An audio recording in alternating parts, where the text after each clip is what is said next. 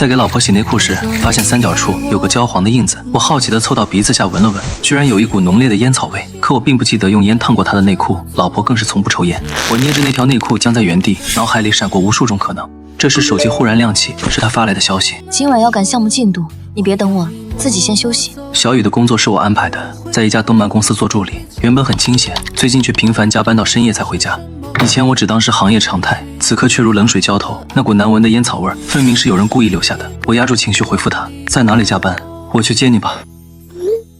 不用了，公司这边乱糟糟的，结束时间也没准儿。为了打消我的种种猜想，我立即驱车直奔他的公司。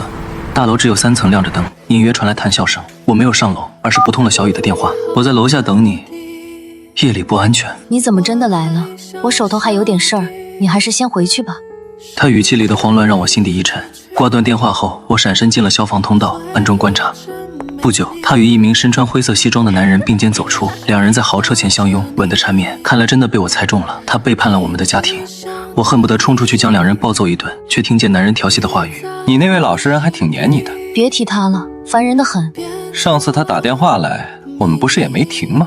怎么样，刺激吧？要不再来一次？哎呀，你真是坏死了。男人侧脸转向灯光，我认出来他是小雨公司的创意总监陈安，已经结婚多年，常在行业杂志上出现。此时看着二人亲密如夫妻的模样，我只感到头脑欲裂，但理智压住了我的冲动。如果此时冲上去，不过是一场尴尬的闹剧，我必须拿到确凿证据，让他们身败名裂。我举起手机悄声拍下两人缠绵的画面，看着那辆上下摇晃的豪车，我笑了，笑容里尽是苦涩。我拼尽一切挣钱，只为给他一个安稳的家。为了攒够20万的首付，我长遍艰辛，终于买房结婚。可才过了1年，他竟背着我做出这样的事儿。盯着手机里不堪的画面，我的嘴角缓缓扬起一丝冰冷的弧度。王小雨，寻找激情是需要付出代价的，我会给你一个天大的惊喜。直到凌晨2点，小雨才回到家中，他轻手轻脚地躺上床，还带有一股陌生的烟草混合香水的味道。我闭着眼，听着他均匀的呼吸，脑海中反复播放着停车场里那对身影。我没有立即摊牌，冲动是最廉价的情感，而我要的是精准的反击。第二天早晨，我照常为他准备早餐，全麦吐司配煎蛋，一杯温豆浆。昨晚加班到那么晚，今天多睡会儿吧。不了，今天总监要带我去见客户。他说着这话时，眼底闪过一丝得意。我低头切着水果，刀锋在砧板上发出规律的轻响。见客户是好事儿，说明领导器重你。送他出门后，我并未去上班，而是请了年假。打开电脑，我开始系统的收集信息。我约了在网络安全公司工作的老同学阿杰，他戴着黑框眼镜，听完我的叙述后沉默片刻。你想清楚了吗？这条路走上去就没有回头了。从我发现的那一刻起，就已经回不了头了。阿杰叹了口气，推过来一份合同。合法渠道，我能帮你做3件事：一是恢复他删除的聊天记录，2是追踪陈案的公开财务信息，3是查他公司的股权结构。其他的我不能碰。足够了。1周后，小雨说要去临市参加行业会议，3天2夜。我帮他收拾行李，在行李箱夹层放了一个微型定位器，这是我从阿杰那里得到的友情帮助。老公，你对我真好。他搂着我的脖子撒娇，我却在他颈间闻到了陈案常用的那款男士香水味。我轻拍他的背，像在安抚一个即将接受审判的囚徒。路上注意安全，每天给我打电话。他走后，我打开了追踪软件，红色光点显示他入住的并非会议指定的4星级酒店，而是30公里外的一家精品度假别墅，房价每晚4800，远非他的工资所能承担。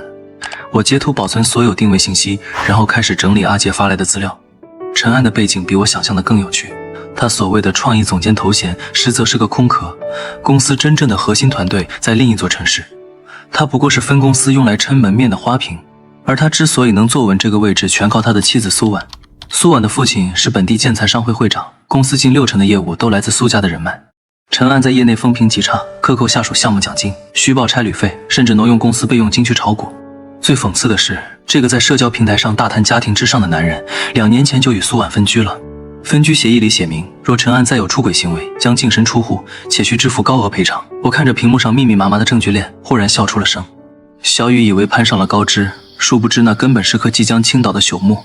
3天后，小雨拖着行李箱回家，脖子上多了条宝格丽项链。他主动凑过来给我看手机里的会议照片。这次收获特别大，陈总监还引荐我认识了好几个投资人呢。是吗？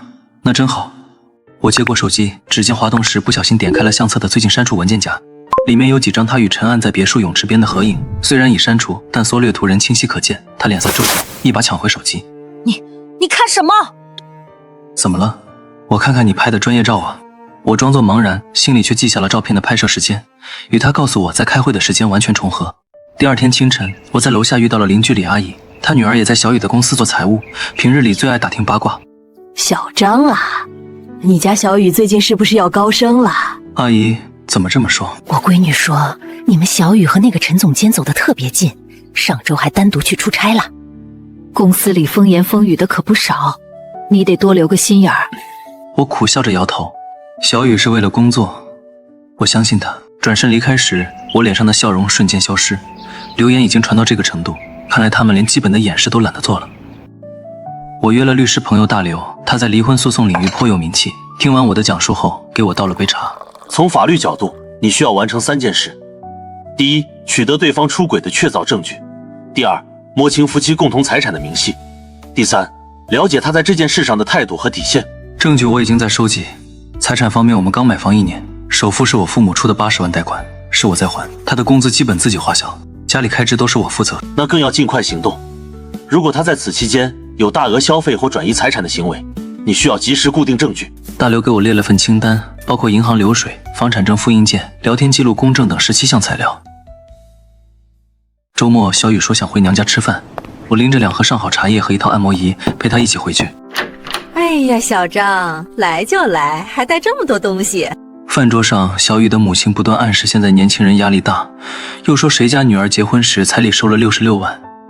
要我说，小雨现在收入也上来了，你们该考虑换辆好车，开你那辆旧车去见客户，多没面子。我低头扒饭，含糊应着：“是，爸说的对，等明年项目奖金下来，我们就换。”离开时，小雨的弟弟小斌凑过来，搓着手笑：“姐夫，我最近想投资个奶茶店，缺点启动资金，你看能不能借我5万，半年就还。”这事儿我得和小雨商量商量，毕竟钱都在他那儿管着呢。我笑着把皮球踢给小雨，他瞪了弟弟一眼，拉着我匆匆离开。回家的路上，小雨主动开口：“你别理小斌，他就是个无底洞。”我知道，不过小雨，有件事我一直想问。我打开车载音响，放起他最爱的那首老歌。如果我们现在有很多钱，你最想做什么？怎么突然问这个？就是觉得结婚这1年多，我让你受委屈了。他沉默良久，轻声说：“我想开个自己的工作室，做独立设计师，不用看人脸色，不用天天加班。可惜，启动资金至少要50万。”会有那么一天的。原来他早就计划好了退路，用我的钱圆他的梦。我以咨询业务的名义去了小雨公司楼下的一家律师事务所。巧的是，这家律所的服务客户里正有陈安的妻子苏婉家族的企业。通过中间人，我约到了苏婉的私人律师周律师。在一家私密性极好的茶室，我开门见山：“周律师，我想您对陈安先生近期的行为也有所耳闻。”周律师推了推眼镜，不置可否：“张先生，我不明白您的意思。”我打开手机，推到他面前，屏幕上是小雨与陈安在度假别墅的照片，这是我从他云端备份中恢复的，虽然模糊，但能辨认出人脸。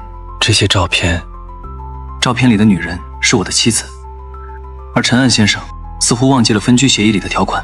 周律师的表情终于松动，他仔细看了照片，又抬头打量我：“你想得到什么？”我只想拿回属于我的东西，至于陈安，他应该为自己的行为付出代价。我们谈了1个小时，周律师收下了照片副本，并给我一个承诺：苏婉方面会配合我的时间线，在恰当的时机同时出手。我调取了小雨最近半年的银行流水，果然，从3个月前开始，他的账户每月都会收到一笔2万元的转账，备注是项目奖金。但同一时期，公司对公账户的奖金发放记录里根本没有他的名字。更可笑的是，他用这笔钱买了奢侈品包、珠宝，却还时常向我抱怨工资不够花，想换更高薪的工作。我把所有流水打印出来，在异常条目旁做了标注，然后去房产局调取了我们那套房子的产权档案。幸运的是，房子只登记在我一人名下。当初买房时，他说办手续太麻烦，你一个人签就行了。我还以为是他信任我，现在想来，他恐怕早就做好了离开的准备。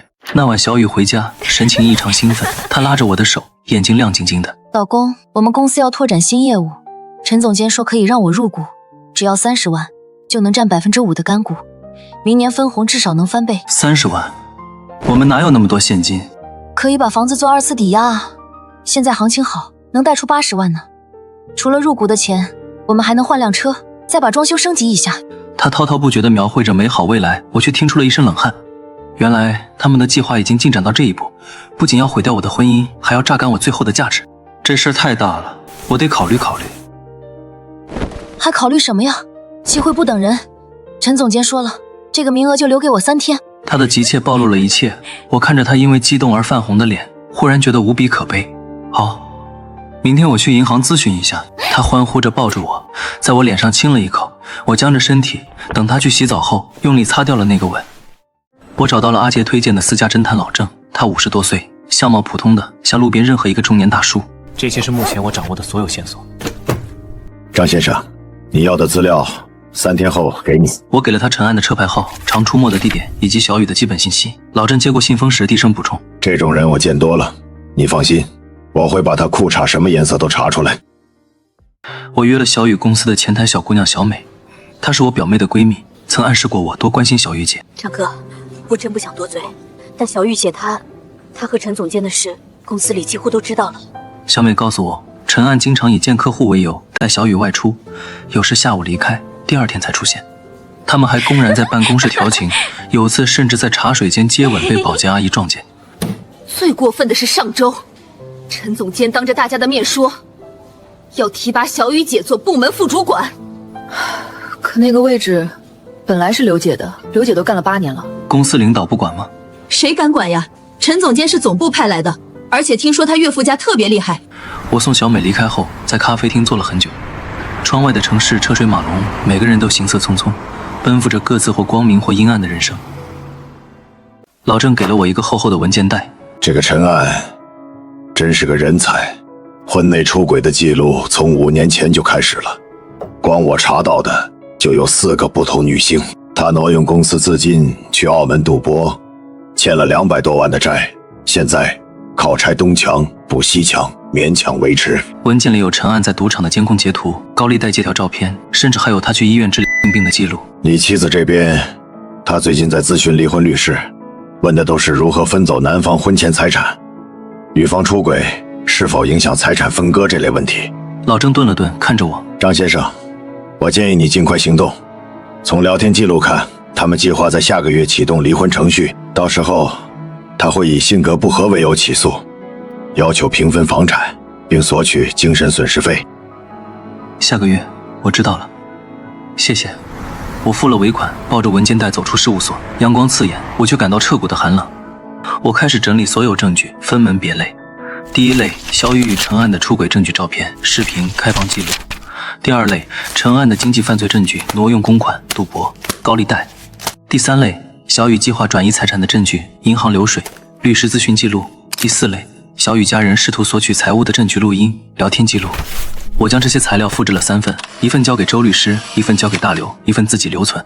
然后我做了2件事：第一，去银行变更了所有银行卡的密码，并将大额存款转至母亲名下，这是大刘建议的合法操作，属于防止财产被恶意转移。第2，在房子的门窗隐蔽处安装了摄像头。既然他们要演戏，我就给他们搭最好的舞台。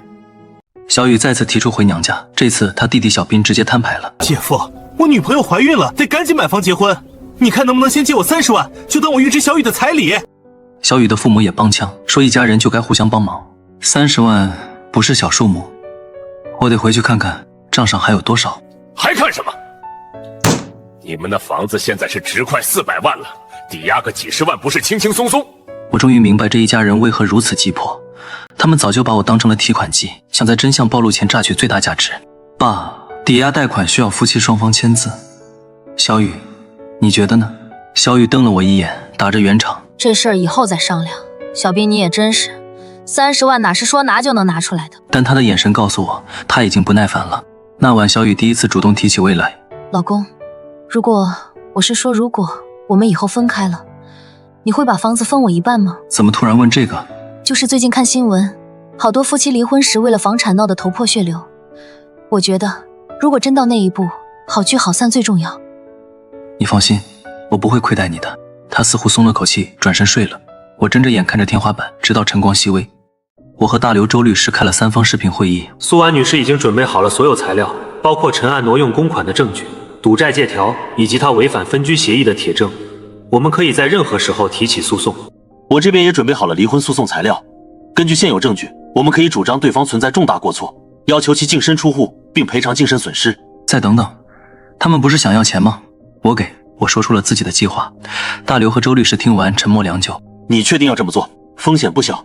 我等这一天已经等了太久。我主动向小雨提起抵押贷款的事，我想过了，机会确实难得。我已经联系了银行，可以做2次抵押，最多能贷出120万。小雨的眼睛瞬间亮了。真的？那100万入股，20万给我弟买房，刚好。不过银行要求资金用途明确，入股的钱必须直接打到公司账户，不能经个人手。你让你那个陈总监准备一份正规的投资合同吧。小雨连连点头，当天就加班到深夜。我知道他是去和陈安商量对策了。小雨给了我一份投资合同，我扫了一眼漏洞百出，公司注册资金仅50万，却接受100万的投资，分红条款模糊，违约责任只约束投资方。这合同得让律师看看。我有个朋友是专门做投资法的，明天我带给他。哎呀，陈总监还能骗我们吗？他岳父家那么大的产业。亲兄弟明算账，这是规矩。我把合同拍照发给大刘，他回复了8个字：诈骗合同，证据确凿。1周后，小雨兴冲冲地告诉我，陈安约了公司大股东和我们见面，地点定在本市最高档的私人会所。这次见面很重要，你一定要穿正式点，好好表现。放心，我知道轻重。我看着他精心挑选衣服、化妆的模样，忽然想起1年前我们领证的那天，他也曾这样认真打扮，挽着我的手说：“老公，我们要一辈子在一起。”原来一辈子这么短。会所的包厢奢华的刺眼，陈安果然在场，还有2个自称公司股东的中年男人。后来老郑告诉我，那是陈安从劳务市场雇来的临时演员，1天500。张先生是吧？小雨经常提起你，说你年轻有为啊。他伸出手，我微笑着握住，他的手心潮湿，眼神飘忽。陈总监客气了，我听小雨说您对他照顾有加。饭桌上，陈安大谈公司前景，说马上要接一个政府大项目，投资回报率至少300%。那2个股东也不是附和，演技拙劣的令人发笑。我全程配合，适时提问，表现出浓厚的投资意愿。小雨坐在陈安旁边，2人不时交换眼神，那种默契刺痛了我的眼睛。饭局结束时，陈安拍着我的肩膀：“张老弟，100万下周1到账，下个月你就能看到第一笔分红。”好，我尽快走流程。离开会所时，小雨挽着我的手，整个人都洋溢着志得意满的气息。老公，等这笔投资赚了钱，我们就换套大房子，要带落地窗的那种。好，都听你的。车载音乐里那首他最爱听的老歌又响起来，他跟着哼唱，全然不知这是他在这辆车里的最后一次欢笑。周一上午，我和小雨一同来到银行办理抵押贷款，信贷经理是我大学同学王磊，事先我也与他沟通好一切。张哥，嫂子，材料都齐了，房子评估价420万，2次抵押最多可贷126万，这是合同。小雨接过合同仔细翻阅，他当然看不懂那些复杂的金融条款，但看到126万元整的字样时，嘴角还是控制不住的上扬。老公，签字吧。我在所有文件上签下名字，轮到小雨时，他毫不犹豫地签了。笔尖划过纸张的沙沙声，像极了审判开始的倒计时。手续办妥，王磊告诉我们，资金将在3个工作日内到账。走出银行时，小雨紧紧挽着我的胳膊，声音里是压抑不住的雀跃。老公，我们的好日子就要来了。是啊，就要来了。那一晚，小雨主动下厨做了4菜1汤，这是结婚以来的第3次。饭桌上，他不断给我夹菜，言语间满是对未来的憧憬。等投资分红下来，我们先换辆宝马，就买你上次看中的那款，然后去欧洲旅行。你不是一直想去瑞士吗？我低头吃饭，还呼应着。饭后，他破天荒地去洗了碗，然后早早洗漱上床，甚至主动贴过来想要亲密。我以今天累了为由推脱，他虽有不悦，却也没多说什么。我知道他的温柔和热情都是那126万换来的。资金到账当天，陈安约我们去他公司签正式投资协议。那家公司位于高新区一栋写字楼的12层，装修豪华，员工却寥寥无几。张老弟，欢迎欢迎，这位是我们财务总监刘总。所谓的刘总，正是那日在会所见过的临时演员之一。他递过来一份厚厚的合同，我粗略翻看，条款比之前那份更像样了些，但核心陷阱依旧在：投资款一旦打入，除非公司破产清算，否则不得撤资。陈总，这笔钱毕竟是我们夫妻的全部积蓄，你看能不能加一条？若1年内分红未达到约定比例的50%，我方有权要求撤资。陈安脸色微变，但很快恢复笑容。张老弟多虑了，我们马上要签的那个政府项目，利润率超400%，分红绝对远超预期。就是啊，老公，陈总还能骗我们吗？我看向小雨，她正用近乎哀求的眼神望着我。那一刻，我忽然觉得她很可怜。她以为自己攀上了高枝，实则正一步步走向悬崖。好，我签。我在合同上签下名字，随后通过手机银行将100万转入了合同指定的账户。转账成功的提示音响起时，陈安脸上的笑容真切了许多。合作愉快，下个月这个时候你们就能收到第一笔分红了。车里小雨一直哼着歌，等红灯时，他忽然说：“老公，剩下的26万，先给我弟吧，他女朋友家催得急。”可以，不过要写借条，亲兄弟明算账。写什么借条啊？那是我亲弟弟。正因为是亲弟弟，才更要按规矩来，不然以后说不清。他撇撇嘴，没再反驳。我知道，在他心里，这笔钱早已是囊中之物。我带着所有新材料找到大刘。转账记录、投资合同、对话录音，这些证据链已经非常完整，现在可以正式启动离婚诉讼了。再等等，我要的不仅是离婚，是让他们身败名裂。大刘推过来一份文件，那我建议你启动这个刑事附带民事诉讼。陈安用虚假项目诱骗投资，涉嫌合同诈骗，金额100万，已够立案标准。一旦警方介入，你妻子的投资行为就会变成伙同他人诈骗自己丈夫。我看着那份文件，指尖微微发颤。这一步踏出，就真的没有回头路了。好，但要等我安排好最后一件事。我主动提出请小雨全家吃饭，选了一家高档海鲜酒楼。席间，我拿出一个鼓鼓的红包推给小兵，26万，你点点。借条我带来了，签一下吧。小兵接过红包，眼睛发亮，却在看到借条时皱起眉。姐夫还真写借条啊？小张让你写，你就写，都是一家人，还能赖账不成？小兵不情不愿地签了字。小雨母亲笑得合不拢嘴，不断给我夹菜。小张啊，阿姨早就看出你是个有出息的孩子，小雨嫁给你真是福气。我笑着应和，目光扫过小雨，她正低头玩手机，手指飞快打字。不用猜也知道是在和陈安分享喜讯。凌晨2点，我收到老郑发来的最新消息，陈安在澳门赌场又输了80万，高利贷已经找上门，他正急于将那笔100万的投资款变现。同时，周律师那边也传来进展，苏婉家族已正式向陈安发出律师函，要求其1周内归还挪用公款共计215万元，否则将提起刑事诉讼。时机到了，1周后，小雨公司举办10周年庆典，包下了市中心5星级酒店的宴会厅。小雨提前1周就兴奋地准备礼服，还特意让我陪她去买了新鞋和首饰。今晚公司高层和重要客户都会到场，陈总监说要在会上正式宣布我升职副主管的消息。庆典当晚，小雨穿着银色露背长裙，妆容精致，挽着我的手步入会场。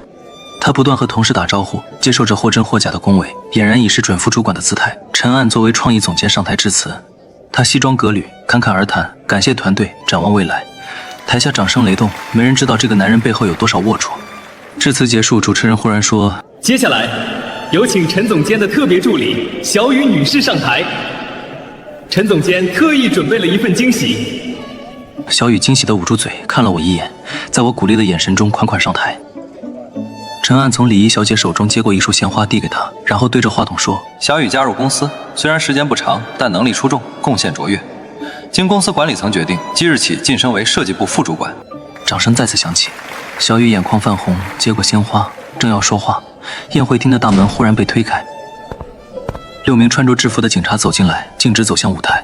会场瞬间安静，所有人的目光都聚焦过去。谁是陈安？陈安脸上的笑容僵住。我是，请问有什么事？你涉嫌职务侵占、合同诈骗，请跟我们回局里接受调查。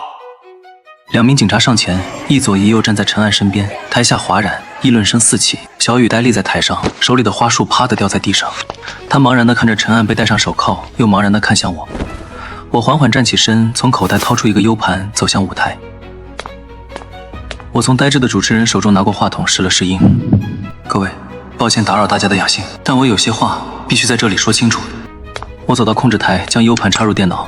大屏幕上，陈安和小雨在度假别墅的照片，豪车内的亲密视频，暧昧的微信聊天记录，一张张、一段段毫无保留地播放出来。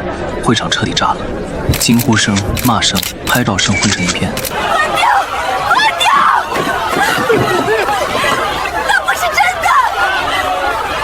他尖叫着扑向控制台，却被工作人员拦住。屏幕上正播放着他发给陈安的语音：“到手了，说你结离了婚，我就跟他摊牌。我关掉视频，看向台下目瞪口呆的宾客，介绍一下，这位小雨女士是我的妻子，而这位陈安总监是他的情人。过去半年，他们一边花着我的钱，一边计划着如何让我人财两空。我走到小雨面前，她脸色惨白，浑身发抖。你以为你攀上了高枝？陈安挪用公款215万，澳门欠赌债300万，他岳父家正在起诉他，不出意外的话，他会在监狱里待上10年。不可能，你胡说！我从包里抽出文件副本，一张张举起来。这是他的银行流水，这是赌场欠条，这是法院传票，需要我念给大家听吗？小雨腿一软，瘫坐在舞台上，她精心打理的头发散了，妆容花了，银色长裙沾满了灰尘，狼狈得像条丧家之犬。我没再看她一眼，转身走下舞台，走出宴会厅，身后传来她父母的哭喊，她弟弟的叫骂，以及满堂宾客的议论和嘲笑。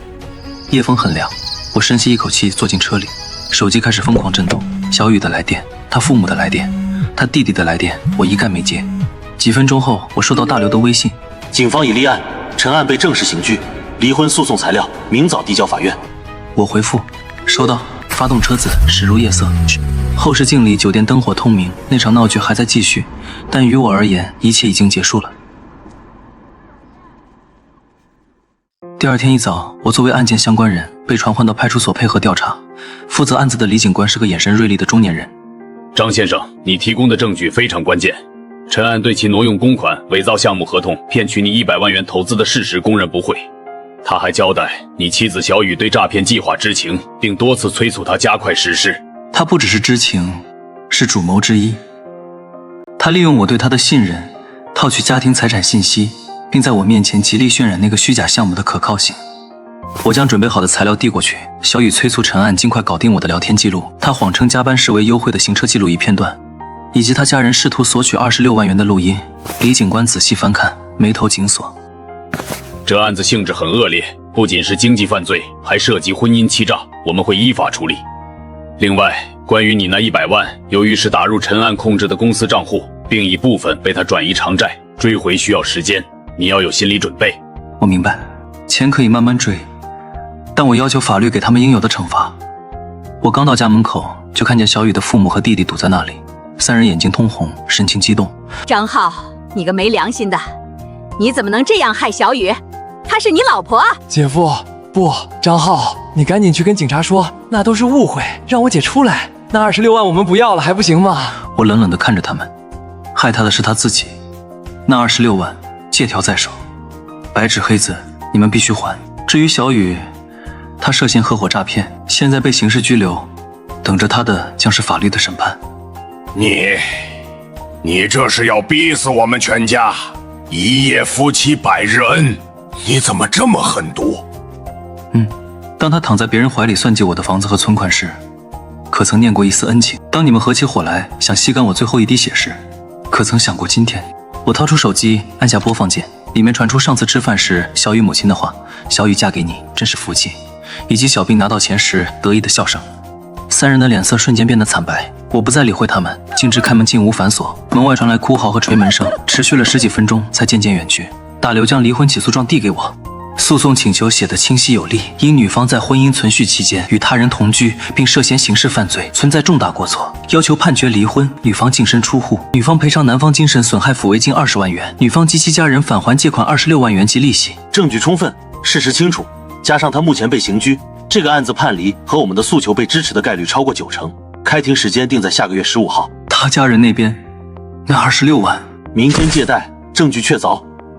如果他们不还，我们可以同时申请强制执行。放心吧，他们现在焦头烂额，小雨可能面临刑罚。陈安那边自身难保，没人会再管他们。公司庆典上的那一幕被无数参会者用手机拍下，迅速在本地的社交媒体和朋友圈传播。美女助理与总监合谋诈骗亲夫，年度最狠复仇现场等话题不断发酵。虽然我本人的影像被好心人打了码，但小雨和陈安的面孔清晰可辨。小雨之前用来晒恩爱、晒精致生活的社交账号被网友攻陷。最新一条炫耀周年庆礼服的动态下，充满了数万条讽刺和谴责的评论。有人扒出了他以前暗示自己嫁得不好的言论，与他实际享受的生活对比，更坐实了其虚伪面目。陈安所在的动漫公司也迅速发布声明，称已与其解除劳动关系，其个人行为与公司无关，并配合警方调查。苏婉家族的企业更是高调宣布将追究陈案的法律责任到底。我通过律师申请见到了被羁押的小雨，她穿着号服，面容憔悴，眼神躲闪，早已没了当初的光彩。张浩，你是来看我笑话的吗？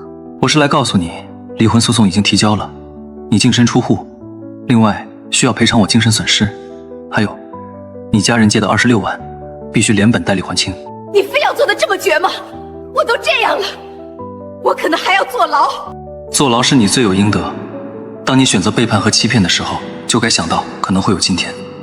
他突然激动起来，双手抓住隔栏。都是他，是他逼我的，如果不听他的，我就会失去一切，我也是被迫的。聊天记录里，你叫他达令，和他计划怎么骗我的钱。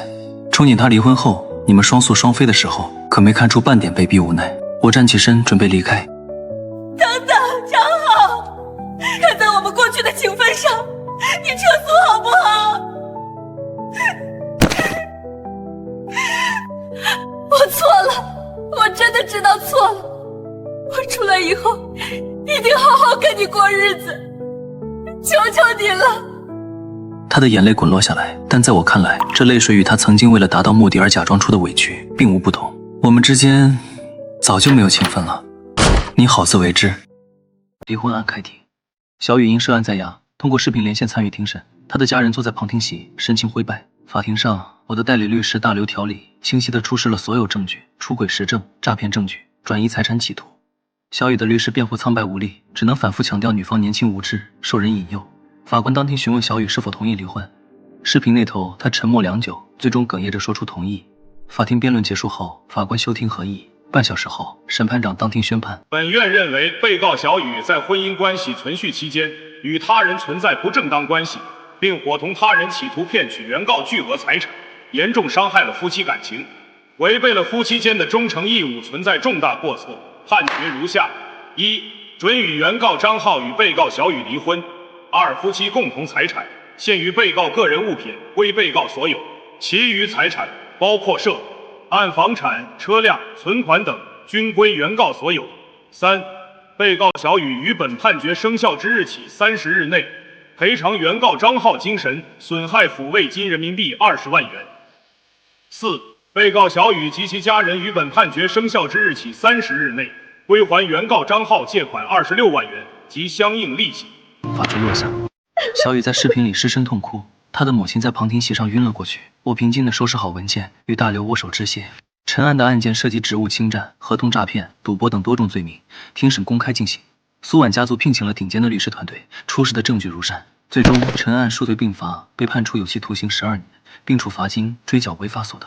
他被法警带离法庭时，面如死灰，与昔日台上侃侃而谈的总监判若两人。小雨作为从犯，鉴于其认罪态度及涉案情节相对较轻，被判处有期徒刑3年，缓刑4年。但他同时需要承担对陈案诈骗案的民事连带赔偿责任，这意味着即使他不用立刻坐牢，也将背上沉重的债务，并留下伴随一生的案底。我卖掉了那套充满痛苦回忆的房子，在一个安静的新小区买了套小户型的2手房，简单装修，明亮整洁。王磊帮我追回了被陈案转移的部分资金，大约40万。虽然损失了大半，但我拿回了房子全部产权，加上小雨家人的26万借款，在法院强制执行下陆续到账，生活重新有了根基。我将父母接来小住了一段时间，母亲偷偷抹泪，父亲拍拍我的肩说：“儿子，向前看。”一个冬日的傍晚，我去超市采购，在街角看到了小雨，她穿着廉价的羽绒服，脸色晦暗，正在向路人发放健身房的传单。寒风中，她不时跺脚哈气。她也看见了我，身体明显僵了一下，迅速低下头，转身想走。等等，我走过去，她不敢看我。钱，我会慢慢还的。法院扣划了我的工资，我打零工也在攒。我不是来催债的，听说你妈病了。她猛地抬头，眼里闪过一丝惊讶，随即又涌上泪光。我爸和小兵都不管，医药费很贵。我从钱包里拿出2000块钱现金递给她，这不是怜悯，更像是一种彻底的告别仪式。拿去应应急，从此以后我们两清了，不要再联系，也不要再出现在我面前。她没有接钱，只是看着我，眼泪大颗大颗往下掉。我终于在她眼里看到了真实的悔恨，但太迟了。我把钱放在旁边的报刊亭台子上，转身离开。走了很远，回头望去，她还站在原地，像个被遗弃在风雪里的破旧玩偶。我跳槽到一家更大的公司，凭借扎实的技术和冷静的头脑，很快在新的领域站稳脚跟。偶尔有同事好奇我的过去，我只淡淡一笑，说都过去了。我养了一只猫，闲暇时看书、健身、研究美食，生活平静如水，却有一种劫后余生的踏实。某天，从老同学那里听说，小雨的父亲因为中风偏瘫，弟弟小兵欠了网贷跑路，小雨一个人打着几份工，偿还着似乎永远也还不清的债务和赡养父母，日子过得极为艰难。而陈岸在狱中过得并不好，据说因为之前的嚣张得罪了人，常被照顾。我约了阿杰和大刘喝咖啡，感谢他们在我最艰难时的帮助。聊起近况，大家都已云淡风轻。有时候想想，你当时是真狠，也是真冷静。不是狠，是明白了一个道理：对恶的纵容，就是对善的残忍。我只不过收回了本该属于我的生活。窗外阳光明媚，人来人往，每个人都在奔赴自己的人生，有人走向光明，有人沉沦黑暗。而我的故事始于一场背叛，终于一场审判。最终审判的不仅仅是他们，也是那个曾经盲目相信、软弱可欺的自己。如今审判结束，刑期已满，我走出了自己内心的囚牢，真正开始了新的生活。